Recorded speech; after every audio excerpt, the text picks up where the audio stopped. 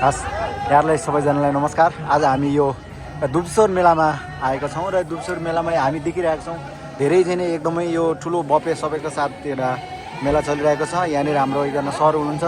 अहिले चाहिँ हामी यहाँ देखिरहेका छौँ एकजना यो डान्स चाहिँ अब हाम्रो लागि चाहिँ डान्स हो, तर उहाँहरूको लागि चाहिँ यो एउटा केही संस्कृति हुनसक्छ। तर पनि यहाँ एउटा चाहिँ अब एकदम गोलो बनाएर यहाँहरू चाहिँ एकदम गाउँदै एउटा नृत्य पर्फर्म गरिराख्नु भएको छ। तर यसको बारेमा चाहिँ एउटा छोटो मिठो जानकारी दिनाउनको लागि म यहाँ सरलाई अनुरोध गर्न चाहन्छु। मेरो परिचय म ओङ्दी लामा योल्मु लम्बु गाउँपालिका वडा नम्बर 2। यो चाहिँ दुब्सोर मेला चाहिँ यो मङ्सिर पूर्णिमामा हजुर प्रत्येक वर्ष लाग्ने गर्दछ। हजुर यो मेला चाहिँ एउटा जातरको रूपमा हामीले मनोरञ्जन गर्दछौँ। यहाँ गीतहरूमा पनि त्यस्तै जातरको बारेमा विभिन्न हाम्रो गाउँको देवी देवताहरूलाई पुकार्ने गरी हामी गीत गाउँछौँ।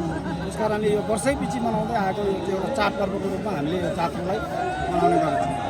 हजुर विशेष चाहिँ यो अहिले जुन तपाईँले यो गोलो बनाएर नाचिराख्नु भएको छ, गाइराख्नु भएको छ, त्यो चाहिँ खास के हो? यो चाहिँ अब हाम्रो संस्कार संस्कृति हाम्रो हेल्मु जातिको चाहिँ यसरी नै गोलो गरेर गाउने गरिन्छ गीतहरू। नाच्ने पनि सबैको एकै नाच हुन्छ। हजुर गीतमा चाहिँ तपाईँको के बोली आउँछ भने गीतको शब्दहरू चाहिँ यो देवी देवताहरूको बारेमा, हजुर यो हिम श्रृङ्खलाहरूको बारेमा, हजुर विभिन्न यो तीर्थस्थलको बारेमाहरू गीत आउँछ।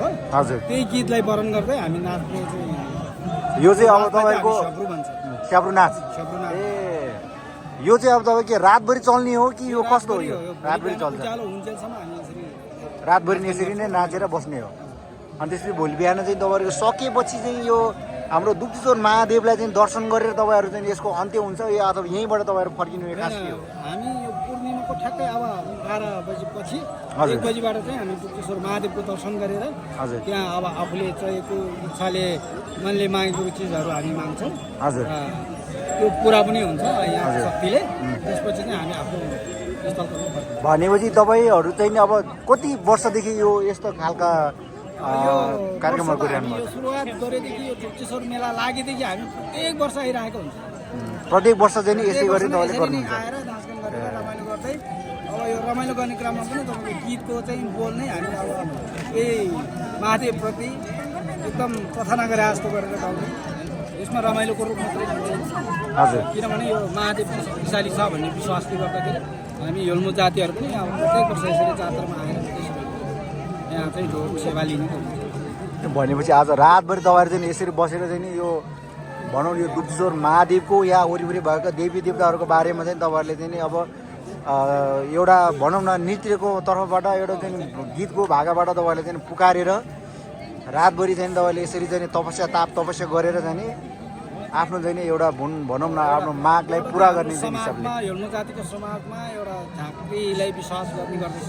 हजुर पहिलो प्राथमिकता त लामालाई हो। हजुर त्यसपछि हाम्रो झाँक्री पनि त्यो समाजमा चाहिन्छ। त्यो झाँक्रीको पनि यस्तो ज्ञानहरू छ, उहाँहरूको शक्तिहरू छ, त्यसलाई पुकार्ने अब हामी झाँक्री लिएर आएको हुन्छ। हजुर उहाँहरूले चाहिँ जति आएको मान्छेहरूको लागि चाहिँ उहाँहरूले भरे यहाँ एकछिनपछि ढेङ्ग्रो बजाएर चाहिँ यो एउटा अभिषेक बोलाउने हुन्छ कि हजुर आयु बढोस् भनेर चाहिँ हजुर बोलाउने हुन्छ।